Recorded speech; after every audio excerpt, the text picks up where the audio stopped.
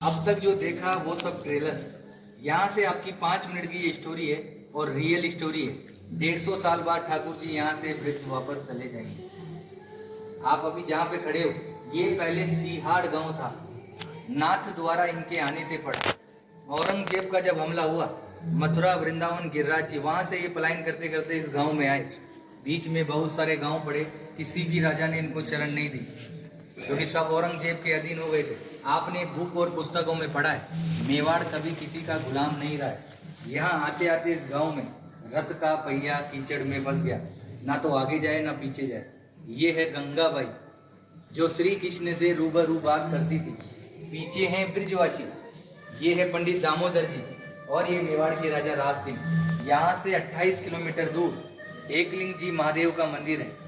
ये महादेव से डायरेक्ट बात करते थे, जैसे गंगाबाई श्री कृष्ण से बात करती थी वैसे ये महादेव से डायरेक्ट बात करते थे। जब इस गांव में रथ का पहिया कीचड़ में फंसा तो गंगाबाई ने श्री कृष्ण से पूछा, प्रभु क्या लीलाएं आपकी, ना तो रथ आगे जा रहा है ना पीछे जा रहा है। तो श्री कृष्ण जी ने पूछा, गंगाबाई ने पूछा श्री कृष्ण से, प्रभु क्या लीलाएं आपकी, ना तो रथ आगे जा रहा है ना पीछे जा रहा है। तो श्री कृष्ण जी ने जवाब दिया, मैं किसी के कारणवश यहाँ आया हूँ, यहाँ के राजा को बुलाया जाए और मेरे लिए मंदिर का निर्माण किया जाए। गंगाबाई ने ये बात पंडित दामोदर जी को बताई और पंडित दामोदर जी ने मेवाड़ के राजा राज सिंह को बुलाया और कहा कि हमारे प्रभु पधारे हैं, क्या इनको शरण मिल सकती है। तो राजा राज सिंह ने जवाब दिया, मैं मेरे गुरु आराध्य से पूछता हूँ, अगर वो इजाजत देंगे तो मैं मंदिर का निर्माण करवाऊंगा। ये महादेव के पास गए और बोला, प्रभु आपके मित्र और सखा पधारे हैं, क्या इनको शरण मिल सकती है। तो भोलेनाथ ने एक सुंदर सा जवाब दिया, मेवाड़ की जनता अगर इसके नखरे उठा ले तो ही इसी को रोकना है, अन्यथा जाने देना है, क्योंकि ये अलग अलग श्रृंगार करता है, 8 समय की झांकियां लेता है और अलग अलग भोग लेता है। घूम फिर के ये बात गंगाबाई के पास आई और गंगाबाई ने श्री कृष्ण को बताया, प्रभु आपके लिए तो महादेव ऐसा ऐसा बोल रहे हैं। तो इन्होंने भी एक सुंदर सा जवाब दिया, वो है भोला, नाम से भी भोला है, काम से भी भोला है। उसको तो 2 रुपए की राख लगाकर बैठा दो तो बैठा रहेगा, मगर मेरे नखरे वो जानता है। मैं मेवाड़ की जनता को वचन देता हूँ, मैं यहाँ का जल भी ग्रहण नहीं करूंगा। आज भी जल यमुना नदी से आता है, गौशाला में रखाया जाता है। गौशाला से गागर भर के ग्वालपाल सुबह मंदिर में 4 बजे लेकर जाते हैं। यमुना जल का जो प्रसाद बनता है वही ठाकुर जी ग्रहण करते हैं। आप लोगों का जो प्रसाद होता है वो बाहर दिखाकर बाहर ही बांट दिया जाता है। कहते हैं किसी के कारणवश है, मीरा बाई की कजन सिस्टर अजब कंवर बाई सा इनके साथ पासे खेलती थी।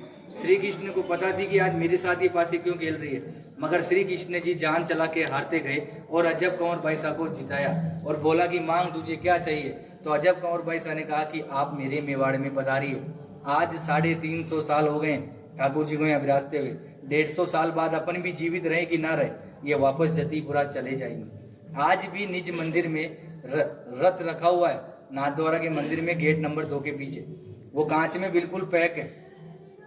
जब सुबह सुबह पुजारी झाड़ू निकालता है तो आज भी यमुना नदी का मिट्टी लगा हुआ रहता है। रोज मंगला से लेकर शयन तक ठाकुर जी यहाँ विराजते हैं। विराजने के बाद 7 साल का बालक है, माँ की याद आती है, जतीपुरा जाते हैं, माँ से मिलते हैं। माँ से मिलने के बाद निधि वन में रास नीलाए करके मंगला में वापस यहाँ आ जाते हैं। औरंगजेब एक बहाना था, ठाकुर जी को वचन निभाना था। ये जो पूरी लीला रची केवल अजब कंवर बाई सा के कारण। औरंगजेब को ये वहां भी हरा सकते थे, मगर औरंगजेब इनका मंदिर तोड़ने श्रीनाथ जी के मंदिर में आया। उसकी माँ भी उसके साथ आई। जैसे ही औरंगजेब मंदिर के अंदर गया, अंधा हो गया, उसको कुछ नहीं दिखाई दे रहा। बाहर आके बोला, माँ मैं अंधा हो गया, मुझे कुछ नहीं दिखाई दे रहा। तो माँ ने कहा, बेटा ये है छलिया, छल करता है, मगर तूने मेरी बात नहीं मानी। अब तू इसके पैर पकड़ेगा तो ही ये तेरे को माफ करेगा। मगर औरंगजेब घमंडी था, वो वापस मंदिर के अंदर गया, थक हार के उसने ठाकुर जी से माफी मांगी और ठाकुर जी ने उसको माफ किया। माफ करने के बाद ठाकुर जी ने उसकी आंख उसको वापस दी। आंख देने के बाद औरंगजेब बहुत खुश हुआ। खुश होने के बाद जो कोहिनूर डायमंड हीरा जो ठुडी पे लगाया जाता है वो औरंगजेब की माँ ने ही भेंट किया था। आज भी होली के अगले दिन, धुलंडी के दिन बादशाह की सवारी निकाली जाती है। उसमें औरंगजेब का पूरा बाकायदा आदमी बनाया जाता है। उसको पूरे नाथद्वारा में जुलूस द्वारा निकाला जाता है। निकालने के बाद उसको मंदिर में ले जाया जाता है और मंदिर में ले जाने के बाद पनिशमेंट के तौर पे पूरे मंदिर को दाढ़ी से झाड़ू साफ करता है। ये कहानी रियल है और 150 साल तक होती रहेगी। उसके बाद ठाकुर जी ब्रिज चले जाएंगे। आपने हमेशा श्रीनाथ जी के दर्शन धक्का मुक्की डल्ला खाकर किए, मैंने भी किए, आपने भी किए। मगर यहाँ मैं आपको 8 दर्शन कराऊंगा, मंगला से लेकर शयन तक। ठाकुर जी क्या खाते हैं, क्या पहनते हैं, वो सब बताया जाएगा। उससे पहले आपको इस कमरे में जाना है